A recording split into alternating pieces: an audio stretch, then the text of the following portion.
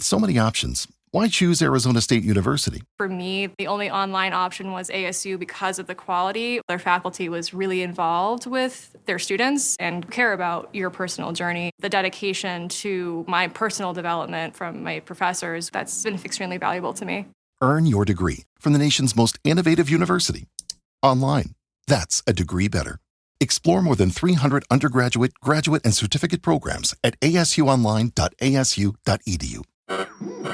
We interrupt this program to bring you an important Wayfair message. Wayfair's got style tips for every home. This is Styles McKenzie helping you make those rooms sing. Today's style tip. When it comes to making a statement, treat bold patterns like neutrals. Go wild, like an untamed animal print area rug under a rustic farmhouse table from Wayfair.com. Arr, fierce. This has been your Wayfair style tip to keep those interiors superior. Wayfair, every style, every home. We interrupt this program to bring you an important Wayfair message. Wayfair's got style tips for every home. This is Nicole Byer, helping you make those rooms flyer. Today's style tip, when it comes to making a statement, treat bold patterns like neutrals. Go wild! Like an untamed animal print area rug under a rustic farmhouse table from Wayfair.com. Ooh, fierce! This has been your Wayfair style tip to keep those interiors superior. Wayfair, every style, every home. Welcome to the deep dive.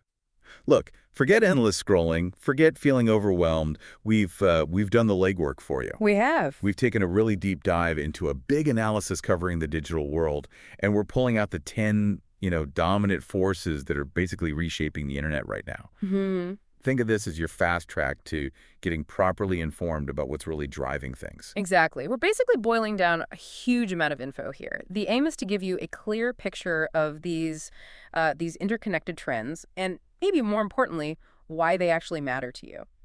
Okay, let's get straight into it then. We're talking about 10 major shifts happening as we speak.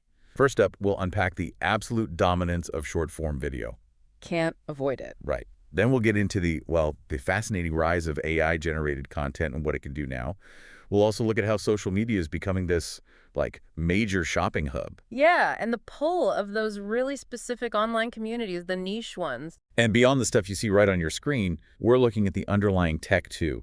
So, edge computing, why it's getting so important. And the big one, cybersecurity, always a concern. Plus, how cloud computing is still changing. Definitely. Then we'll touch on blockchain and its uses beyond crypto, and crucially how all these different trends link up. Yeah, the synthesis part is key. So stick with us, and by the end, you should have a much better handle on, navigating the digital world, both now and what's coming next. Sounds good. Okay, first up, short-form video. It honestly feels like our brains have been rewired for this stuff, hasn't it? That's definitely a core theme in the analysis we looked at. They talk about this micro-moment revolution. Micro-moment revolution, okay. Yeah. Basically, grabbing and holding attention now means delivering something impactful in, seconds. It's a fundamental change in how we consume stuff, and it's forcing a huge rethink in content creation and distribution. It makes sense. You think about TikTok, YouTube Shorts, Instagram Reels. They're just dominant. What's the secret sauce? What makes these tiny videos so addictive? It feels almost engineered. Well, it sort of is. It's a mix of things these platforms have nailed. Their algorithms, incredibly good at feeding you stuff you'll like, highly personalized feeds. Very good sometimes. Right. Then there's the sheer volume, the speed of new content, plus how easy it is to make videos on your phone now. It keeps it feeling fresh. And, the endless scroll, the likes, the shares, those are reward loops. They keep you hooked. And it's not just time wasting, is it? These short videos seem to be driving culture now. Trends pop up and spread like wildfire. Oh, absolutely. Short-form video is a massive trendsetter. It influences fashion, music, even the slang we use, social norms. It all moves incredibly fast through these platforms. The speed and reach are just, unprecedented. So if you're a brand, a business trying to get noticed, how do you even compete for eyeballs in these few seconds? What's the winning strategy? Well, the analysis shows a big shift in marketing. Brands are really focusing on making content that's super concise, super engaging, specifically for these platforms. Authenticity matters a lot. Right. And genuine creativity that fits the vibe of, say, TikTok versus Reels. You need to understand the platform's culture. It's about telling a quick story, which is a totally different skill. Okay, that makes sense. Let's shift gears now from super fast video to something that feels, almost futuristic, but it's here now. AI-generated content. Yeah, it's everywhere. It really is. Just a little while ago, it felt like a gimmick, but now. So how far have these AI tools actually come? It's a genuine paradigm shift, honestly. These AI models can create text, images, audio, even video, and it's often remarkably sophisticated. The key thing to grasp is it's not just regurgitating info. Right. It's learning underlying patterns from huge data sets and then generating something new based on that understanding. So way beyond simple chatbots, what kinds of AI models are doing this? Are there different types? Yeah, there's a whole range. Often specialized. You have large language models, LLMs, they're great at text. Diffusion models are behind a lot of the amazing AI images you see. Okay. And increasingly smart models for audio and video, too. The common factor is data, massive amounts of it. You could say the AI develops an intuition by seeing so much content, letting it mimic styles, formats. Like learning the rules of writing or the features of different images. Exactly. An image model learns visual patterns, a language model learns tone and structure. It feels like yesterday AI content was just a fun experiment, maybe a bit weird. Now it's a serious tool of lots of industries. How did that happen so fast, this jump from novelty to utility? That's exactly it. AI is moving really quickly from lab projects into real-world uses across so many areas. Content creation, marketing, R&D. It's proving valuable for making things more efficient, automating boring tasks, and even, sparking new kinds of creativity humans might not have thought of alone. Okay, let's pivot slightly.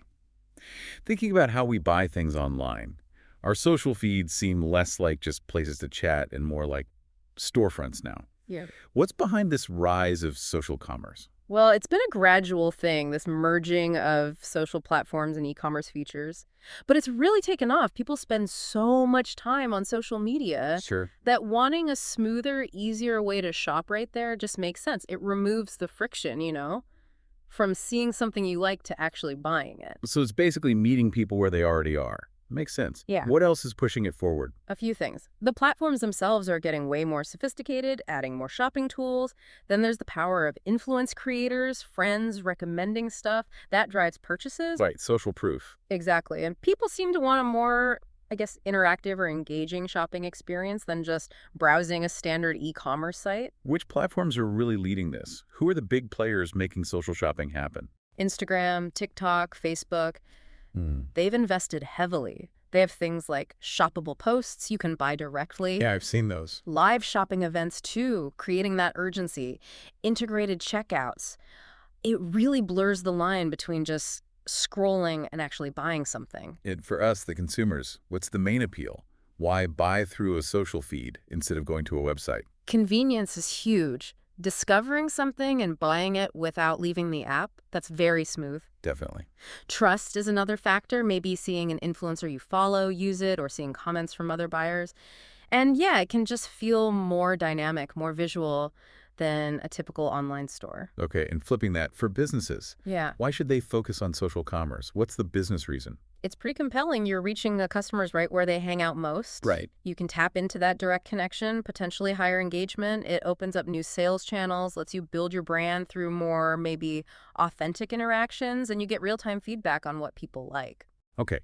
Now, shifting from buying to connecting, it feels like the giant one-size-fits-all social platforms are maybe fragmenting a bit. People seem drawn to smaller, more focused online groups. What's going on with these thriving niche communities?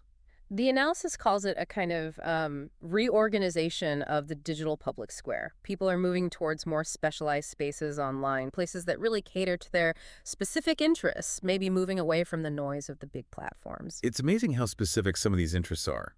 You find online homes for everything from like super obscure hobbies to really specific professional fields. Can you give some examples? Oh, the range is incredible. You've got communities for, collecting vintage postcards or mastering complex board games, Right. or specific music genres, niche book clubs, indie film fans, but also support groups for people with shared, sometimes very specific life experiences or identities. The internet's ability to connect based on almost any shared interest is really visible here. What need do these focused communities fill? Why are they so attractive? Well, they often tap into really core human desires, don't they? Connecting with people who get you, getting validation for your passions, accessing expertise you wouldn't find elsewhere. In these spaces, you find your tribe, basically. You get targeted support, you can learn from experts in that specific niche. And where do these communities gather? Are new platforms popping up, or is it happening within existing ones? It's a mix. Some have dedicated websites or forums built just for them, but tons flourish on Reddit, in subreddits. Yeah, Reddit's huge for this. Discord servers, too, for specific topics. Private Facebook groups are still big for shared interests. Even places like Instagram using specific hashtags to build a community around visual content. And it's interesting how they develop their own cultures, right? Yeah. Their own rules, inside jokes, slang. Absolutely. Over time, they build these shared understandings, unwritten rules, unique lingo. It creates a really strong group identity based on that shared passion. That sense of belonging, that unique culture is a big part of the appeal and why people stick around. Okay, we've covered connecting, watching, shopping. Let's get into the plumbing now, the infrastructure, edge computing, hearing this term a lot more. Why is it suddenly so important? Yeah, to get why edge computing matters, you need to think about the limits of the traditional cloud model, the centralized one. Okay. We're generating just insane amounts of data now from all our connected devices, sending all of that back to some central data center to be processed.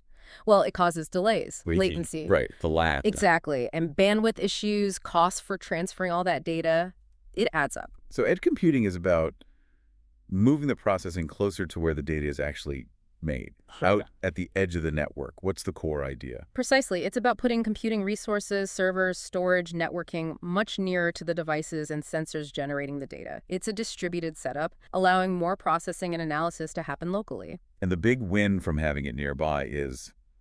You just realized your business needed to hire someone yesterday. How can you find amazing candidates fast?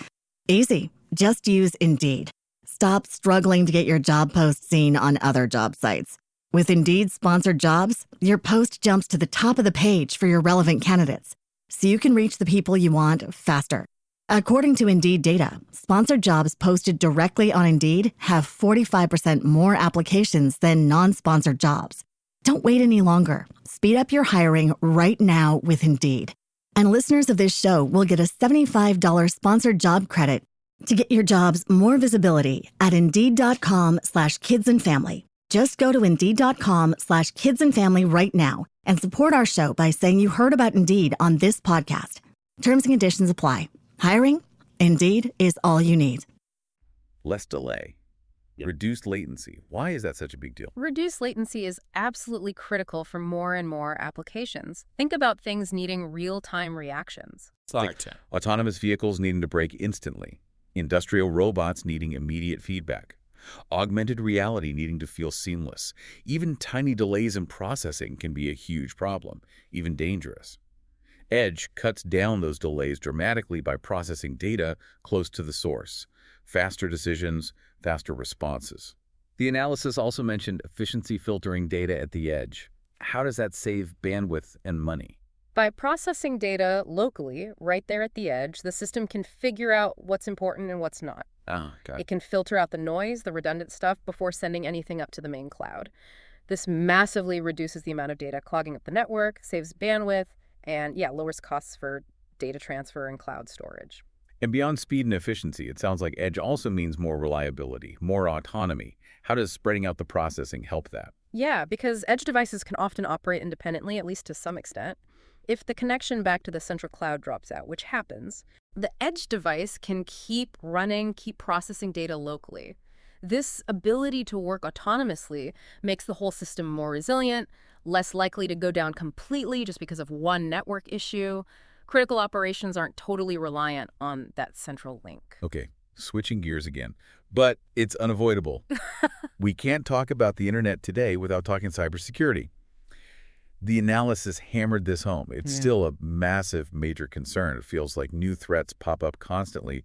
What does this expanding threat landscape look like? It really is constantly shifting and growing. You've got the classics like malware, viruses, worms, but also increasingly sophisticated stuff like ransomware, which is devastating. Phishing attacks, trying to trick people, are getting smarter. And then there are these advanced persistent threats, APTs, often state-backed, aiming for long-term spying or disruption. Just the fact that everything is connected creates so many potential doorways for attackers. It's a lot to worry about. What are the main weak spots in this connected world that criminals are targeting most? Well, a few areas keep coming up. IoT devices, Internet of Things, often have really weak security. They can be an easy way into a network. Your smart fridge could be a risk. Eventually, yeah. Software vulnerabilities are huge bugs that haven't been patched to give attackers an opening. And honestly, human error is still a massive factor. Clicking the wrong link. Clicking the wrong link, using weak passwords, falling for social engineering. Yep. We're also seeing more attacks targeting the supply chain compromising software before it even gets to you. And old, outdated systems, legacy systems, they often have known unfixable security holes. It feels overwhelming just listing them. The analysis really stressed the human element here. What are the basic things we all need to do to protect ourselves better? The human firewall is crucial. Strong password habits are non-negotiable, unique, complex passwords for everything. Yep. And using multi-factor authentication, MFA, wherever you can. That extra code thingy. Exactly. Being super vigilant about phishing emails and messages, knowing the common tricks, keeping your software updated, applying those security patches promptly is vital. Being mindful about data security, what you share online, and for organizations, having an incident response plan, knowing what to do when, not if, something happens. It really does sound like this constant back and forth, a tech arms race between attackers and defenders. What's on the defense side? What are the cutting-edge tools and strategies being used now? Defenses are getting smarter, too. There's a huge push towards using AI and machine learning to spot weird patterns, predict threats before they hit. Okay. Next-gen firewalls and intrusion detection systems are more intelligent.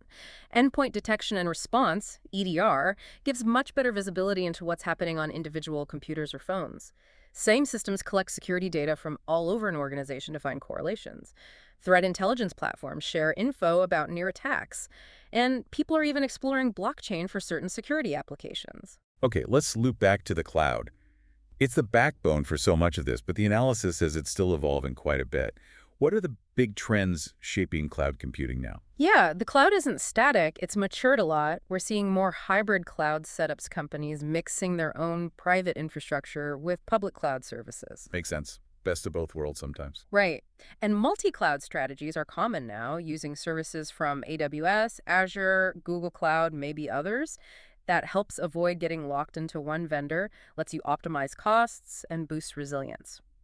We're also seeing industry-specific clouds emerging, tailored for finance or healthcare needs. Interesting. And sovereign clouds, which address data location rules within specific countries. I keep hearing serverless and function as a service, or FAS. What do those actually mean in the cloud world? They represent a pretty big shift in how you build and run apps in the cloud. Serverless means developers can just focus on writing code without worrying about managing the underlying servers. The cloud provider handles that. Exactly. Apps become event-driven code, only runs when something specific triggers it. Often, apps are broken into tiny, independent pieces called microservices or run in containers. This makes them super scalable.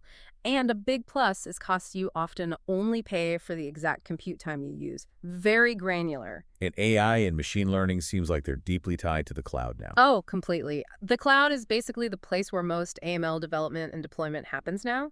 Cloud providers offer specialized hardware as a service, like powerful GPUs needed for training AI models. AI infrastructure as a service, right? AI IaaS. And Malas machine learning as a service, which gives you pre-built tools and algorithms. Plus, they offer ready-made AI services for things like image recognition, language translation, speech-to-text, making advanced AI much more accessible. We talked about edge computing earlier. How does that mesh with the cloud? Is it replacing it, or do they work together? Definitely working together. It's a symbiotic relationship, not a competition. Edge handles the immediate local processing near the data source, reducing latency, while the cloud provides the massive storage, the heavy-duty analytics power, the central management. We're seeing sophisticated ways to manage data flowing between edge and cloud. Like, you might train a complex AI model in the cloud using tons of data, Right. and then deploy that trained model out to edge devices so they can make fast local decisions using it. It's a hybrid approach, optimizing for different needs. Looking even further out, what's next for the cloud? The analysis mentioned some pretty advanced stuff. Yeah, the future looks pretty wild. Quantum computing integrated into the cloud is a real possibility, Wow. letting us tackle problems that are impossible today. Neuromorphic computing systems inspired by the human brain could lead to totally new AI approaches in the cloud. And importantly, there's a huge focus now on making cloud infrastructure more sustainable, reducing its environmental footprint. That's critical. Okay, critical amount covered. Let's tackle blockchain. Often confusing. Seems tied only to crypto. But the analysis suggests it's much broader. What's the basic idea? Okay, blockchain at its simplest. It's a shared, distributed digital ledger. Think of a shared spreadsheet that everyone in a network has a copy of. Okay. Instead of one central place keeping the record is copied across many computers. The magic comes from a few core ideas. Immutability, once something's recorded, is basically impossible to change. Transparency, usually everyone on the network can see the record. Decentralization, no single boss controls it. And consensus, the network agrees collectively on what gets added. We mostly hear about public ones like Bitcoin. Are there others? Yeah, Different uses? definitely. Public blockchains like Bitcoin are open to anyone. But you also have private blockchains where only authorized members can join, maybe within a single company. And consortium blockchains run by a group of organizations. Each type has different trade-offs: openness versus control, privacy levels making them suitable for different jobs. Finance obviously got shaken up by crypto. Yeah. But the analysis says blockchain's impact on finance goes way beyond that. Yeah, absolutely. Beyond crypto, you've got DeFi, decentralized finance. It's trying to rebuild things like lending, borrowing, trading, but in a decentralized way, often more transparently. Blockchain can also make cross-border payments faster and cheaper. It allows for tokenization, creating digital versions of real-world assets like property or art, and it's being used for more secure ways to manage your digital identity. Another big area mentioned was supply chains, tracking goods globally. How can blockchain help there? Its immutability and transparency are perfect for this. You can create a secure, unchangeable record of a product's entire journey from farm to table or factory to store. So you can prove where something came from. Exactly. Track provenance, verify it's authentic, fight counterfeits because you have this tamper-proof history. It can make the whole process more efficient because everyone involved sees the same trusted information, building more trust along the chain. It also sounds like it could give us more control over our own digital identities and data. That's the idea behind self-sovereign identity, SSI. Using blockchain, so you control your identity credentials, not some central company. How does that work? You could store verified credentials like proof of age or a degree on a blockchain you control, and then selectively share just the proof needed without revealing everything. It can also make data sharing more secure and auditable. You have a clear record of who accessed what when. And it's not just finance and supply chains. The analysis mentioned healthcare, voting, protecting creative work. Quite a spread. It really is. Healthcare could use it for secure sharing of patient records or tracking medicines to stop fakes. People are exploring it for more secure online voting systems, though that's complex. Right. And for artists or inventors, it can create an immutable proof of ownership for their intellectual property, making it easier to manage rights and track usage. Okay, wow. We've gone through all 10 trends now. But a key point in the analysis was that these aren't happening in isolation. How do they connect? How do they boost each other? That's maybe the most crucial takeaway. They're deeply intertwined. Think about it. Short-form video needs massive cloud power to stream everything, right? And strong cybersecurity to protect users. Makes sense. Or AI-generated content. It can turbocharge social commerce by creating super personalized ads. AI can also help manage those niche communities, moderate content. Edge computing relies on the cloud for overall management. Cybersecurity underpins everything. They feed off each other. Understanding these links is vital to see the bigger picture. It really feels like data is the common thread running through absolutely everything here. Video engagement data, AI training data, shopping behavior data, security logs. It's all data. Absolutely. Data is the lifeblood. It's what fuels all these trends. Collecting it, analyzing it, using it effectively. That's what makes these technologies work, learn, and provide value. Whether it's personalizing your feed or spotting a cyber attack, data is fundamental. And stepping back, so many of these trends feel very user-focused. Personalization, convenience, engagement, short videos for short attention spans, easy social shopping. Exactly right. A lot of this is driven by trying to meet user needs and preferences better. AI personalization, the convenience of social commerce, the snackable nature of short video, the sense of belonging in niche communities.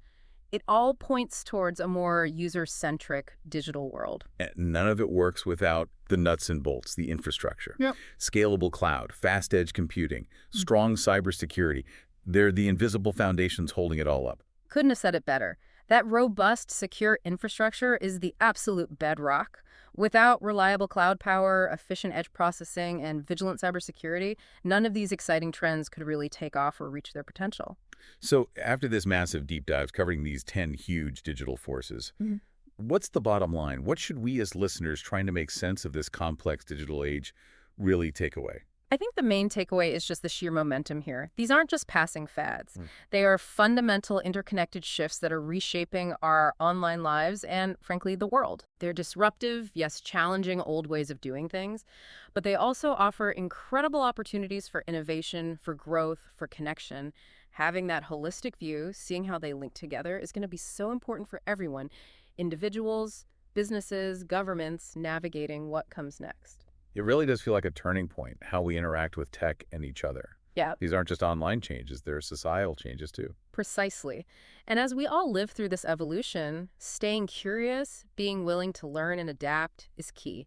Maybe the best thing for you listening now is to think, how might these interconnected trends create new possibilities for you?